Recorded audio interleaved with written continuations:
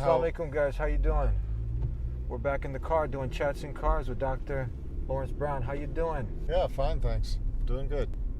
Did you get a chance to watch? There was this documentary. I'm gonna get your thoughts on it. It's called, I believe, Expelled, No Intelligence Allowed. Have you ever heard of this documentary? What it pretty much focuses on is that you have, within the university setting, you have professors who usually argue for Darwinism and atheism, but then this documentary goes and points out that there are many scientists, professors who argue for a creator, but they're silenced, and then how they're silenced, and they're blacklisted, they're pretty much bullied. And it just kind of gives a different perspective. Why? Because usually you go into this university setting, and then the students, you think, wow, these are just the academics. Everybody is on the same page that there's no God. But no, there are silenced. Those who usually are in this atmosphere, in this setting, they're silenced. That's why you don't hear much about them. Did you ever hear this documentary, or what are your thoughts on this? I haven't heard of that documentary, but I have heard of the sort of the academic bullying. The fact that professors who are teaching creationism are basically shut down. And I have the impression, first of all, that that's happening less. I have the impression that more professors are coming out in favor of intelligent design, or in favor of a creator, or in favor of just showing that evolution just simply doesn't work. Or another way of, I prefer to just point out that evolution does not eliminate the possibility of a creator. Okay, because the point is that evolution, natural selection, and so on, it might exist, it might work, but it's just, if it does, it's just under the direction and under the control of the creator. But so in any case, yeah, I know there's this academic prejudice which is continuing to persist until this time. Sure. Have you ever heard of this individual? He was, for around 50 years, he was a well-known, notorious atheist, Anthony Flew. He wrote a book not too long ago. He went from being an atheist to writing a book, There Is a God. And he was, for 50 years, he was out there preaching that there was no God, but he had an epiphany, something happened, and he changed his way. The reason I mention him, because he was he was like the Richard Dawkins of his time, called Anthony Flew. Have you ever heard of him? Yeah, actually, in this circle, he is super famous. He was not just, an atheist professor. He was like the atheist professor. He was probably the most famous atheist professor of all of them during his day, and his acknowledgement that there is a creator, and that evolution does not fully explain our existence. That was a shock to the world of atheism. Yeah, and it was just fascinating to see how many years it took, but then he eventually worked around to that conclusion. And then, of course, as soon as he did that,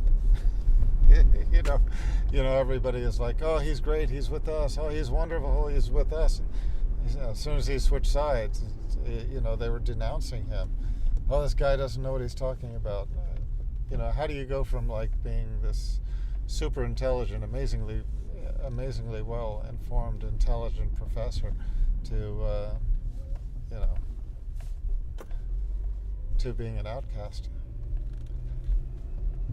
Actually, just to make a point, this is why I really talk about the pretensions of science when it comes to the atheist scientists, because really their decision points are more emotional than anything else. They're not based on science. If they were based on science, they would have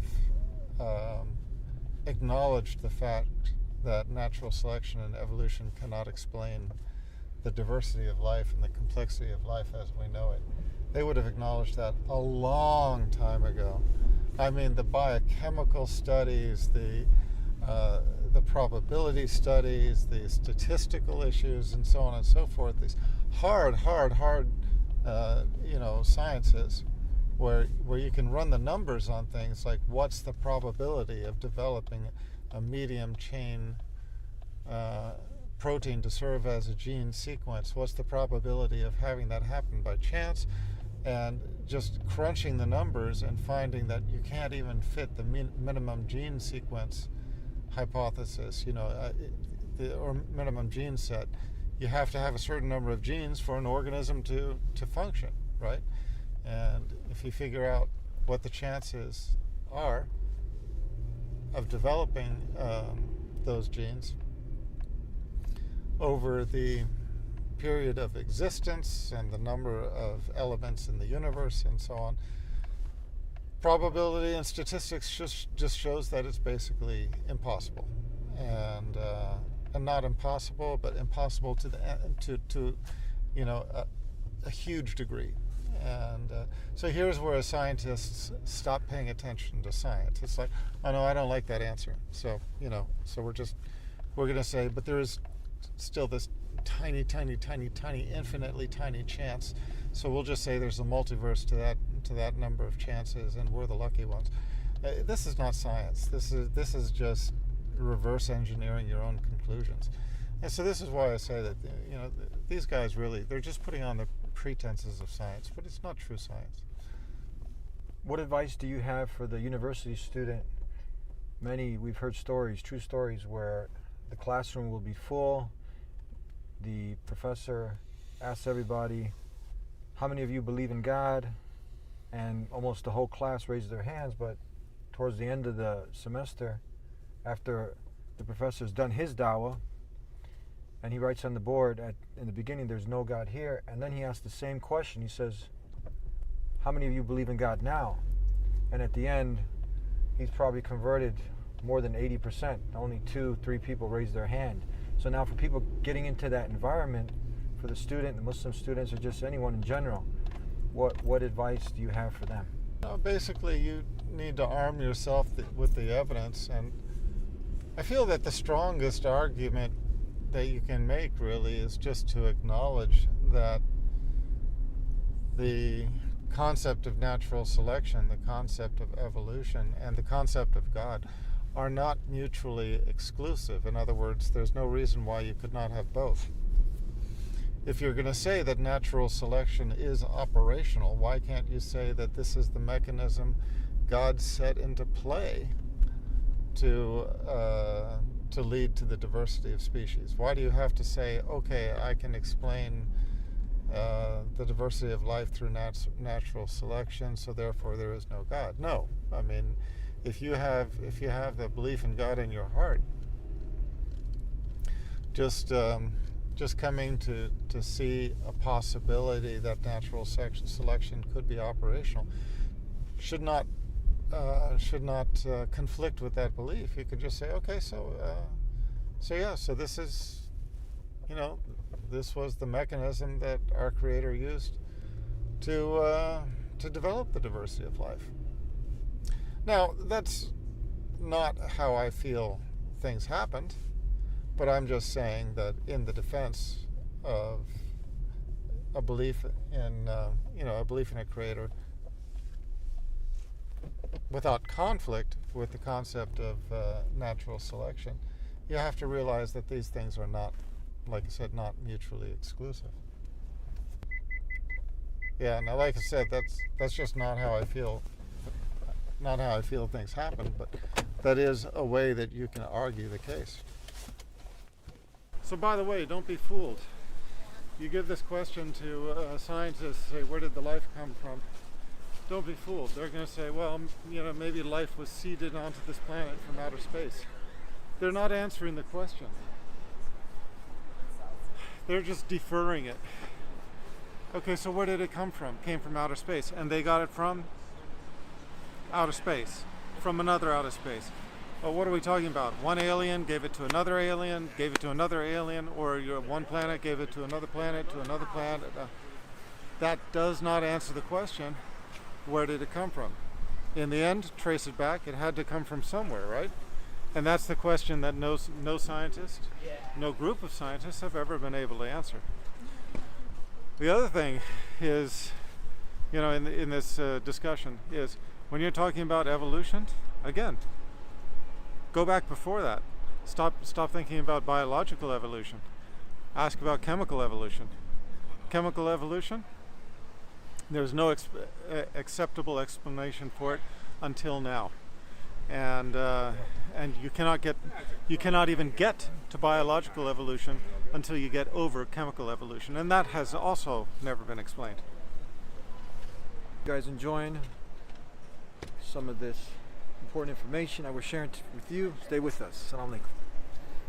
You said don't let the professors bully you? Yeah. Don't let them, don't let the professors bully you. Don't let them, don't let them make you think that, because they're a professor and you're a student, you have to come to their side. That's just, that's just ridiculous. When it comes to spiritual arguments, you can't intellectualize spirituality, right? You cannot intellectualize spirituality. You either have it or you don't. And you can't get a degree in spirituality. So if you're a believer, hold on to that belief. Don't let the professor bully you. And keep in mind, really keep in mind that there are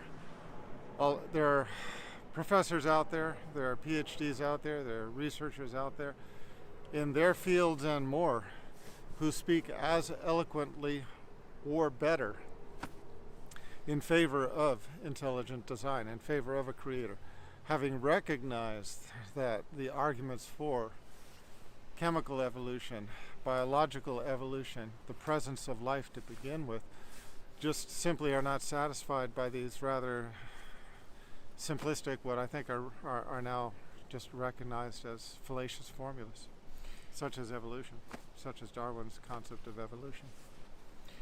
Just real quick, many of these arguments in this philosophy stems off, some people don't know, if you can break it down, this, have you heard it, probably this crystal theory? You mean the idea of life beginning on a crystal in a hot bath of what? And when you look into it, it's really absurd. It's just way out there. Yeah, and the thing is that I think that these scientists are sort of, once you catch them on an explanation that doesn't work, they throw out another explanation, assuming that most people are not going to research it deeply enough to realize that that next explanation they throw out is just BS. Okay, and that works for most people, because most people do not investigate. They just hear, oh, there's another explanation. Okay, I'll take that. Because quite frankly, most people are intellectually lazy. Okay, or they don't have time for it, or whatever. But the fact of the matter is that you have scientists who do devote themselves to this, and they have basically proven that these other theories are just childish, and that's why I'm saying that these people who are arguing evolution are basically doing so with the pretensions of science, not with real science, because real science is following the evidence where it points you. You see the evidence pointing in this direction, you go in that direction. You don't just say, no, I don't like that conclusion, therefore I'm going to make up another equally weak explanation for the theory that I do like. That's not science. When you hold on, when you know La ilaha illallah, you hold tight to it. La ilaha illallah, you know it, you understand it. Unshakable. Assalamu alaikum.